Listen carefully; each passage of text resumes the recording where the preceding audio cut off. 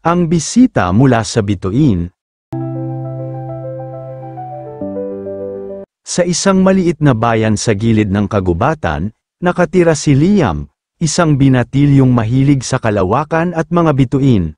Tuwing gabi, umuupo siya sa isang burol na malapit sa kanilang bahay.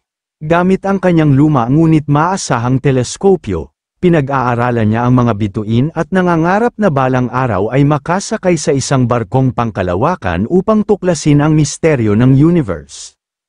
Isang gabing tahimik at maliwanag ang kalangitan, may napansin si Liam na isang kakaibang liwanag na bumagsak mula sa kalawakan patungo sa kagubatan, isang maliwanag na sinag na kumikislap sa madilim na langit, parang bulalakaw ngunit mas mababa at mas mabagal ang paggalaw. Dali-dali siyang tumakbo patungo sa kagubatan upang tuklasin kung ano ang bumagsak. Pagdating niya sa pinagmulan ng liwanag, natagpuan niya ang isang maliit na barkong pangkalawakan na bahagyang nakabaon sa lupa. Ang gilid nito ay may kakaibang marka na kumikislap sa bughaw at pilak, may usok na lumalabas sa paligid at may tunog na parang mahina at bumibigat na hinga. Biglang bumukas ang isang bahagi ng barko, at mula roon ay lumitaw ang isang kakaibang nilalang. Ito ay may makinis na balat na kulay abo, may malalaking mata na kasing itim ng kalangitan, at isang payat ngunit matikas na pangangatawan. Dahan-dahan itong lumapit kay Liam na nanatiling nakatayo, balot ng kaba ngunit hindi makagalaw. "Huwag kang matakot," habang hindi gumagalaw ang kanyang bibig. Nanlaki ang mga mata ni Liam. "Nakakapagsalita ka. Hindi sa paraan ng pagsasalita na nakasanayan mo. Nakikipag-ugnayan ako sa pamamagitan ng telepatiya. Ang pangalan ko ay Kara, isang nilalang mula sa planeta na tinatawag na Vyrian." Nagulat si Liam. "Anong ginagawa mo rito?" "Nasira ang barko ko habang sinusubukang iwasan ang isang grupo ng mga intergalactic hunters. Wala akong ibang mapuntahan, kaya napilitang bumagsak dito. Ngunit sa kasamaang palad, nasira ang core engine ng barko ko. Hindi ko magagawang makabalik sa Vyrian nang hindi ito naayos." Sa kabila ng takot at pag-aalinlangan, nagdesisyon si Liam na tulungan si Kara. Sinimulan nilang pag-aralan ang barko. Sa tulong ng kaalaman ni Liam sa mekanika at teknolohiya, unti-unti nilang naayos ang barko. Sa loob ng mga sumunod na araw, nagkaroon ng pagkakaibigan sina Liam at Kara. Natutunan ni Liam ang tungkol sa kultura ng mga Vyrian, isang sibilisasyon na pinamumunuan ng katalinuhan at kapayapaan. Ipinakita rin ni Kara kay Liam ang mga kakayahan ng mga Vyrian, ang kakayahang gumalaw ng mga bagay gamit lamang ang isipan, at ang pagbubukas ng mga portal sa iba't ibang bahagi ng kalawakan. Sa unang pagkakataon sa kanyang buhay, naramdaman ni Liam na may mas malalim na koneksyon siya sa universe.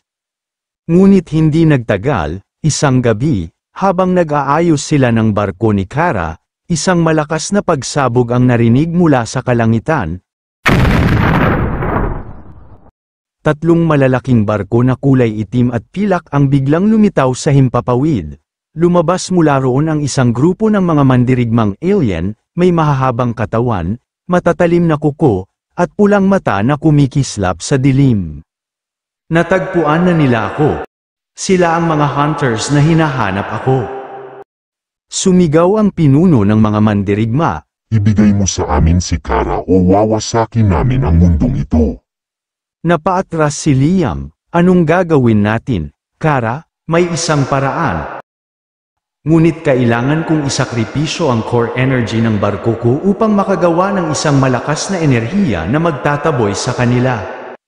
"Pero, paano ka makakauwi?" tanong ni Liam.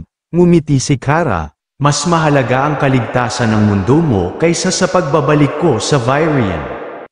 Sa huling sandali, tinipon ni Kara ang natitirang enerhiya ng kanyang barko at naglabas ng isang malakas na bugso ng liwanag na nagpaalis sa mga mandirigmang alien, isang matinding pagsabog ng enerhiya ang bumalot sa paligid.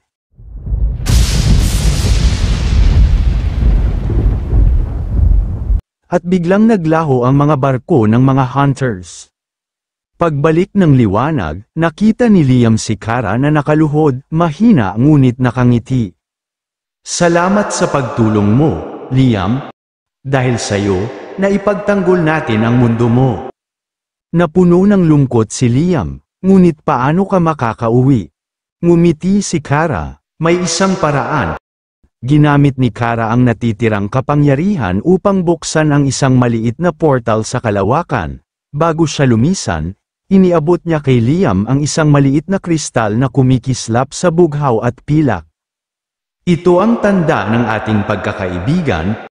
Kung kailanman kailangan mo ng tulong, hawakan mo ito at matatagpuan kita. Nagpaalam si Kara, at sa isang kisap mata, nawala na siya sa portal. Naiwang hawak ni Liam ang kristal, nakatingala sa kalangitan, sa kabila ng lungkot ng pamamaalam, dama niyang hindi iyon ang huling pagkikita nila ni Kara. Sa sumunod na mga gabi, patuloy na tumingin si Liam sa mga bituin, ngunit ngayon, alam niyang may isang kaibigan siya sa malayong bahagi ng kalawakan, naghihintay ng tamang pagkakataon upang muling magtagpo ang kanilang landas. Maraming salamat sa muling pakikinig ng maikling kwento. Kung gusto mo pang makinig ng iba't ibang kwento, bisitahin ang playlist ng mga kwentong kababalaghan sa aking YouTube channel, at huwag kalimutang i-subscribe ang Jonas Mini Vlog para updated ka sa bawat kwento.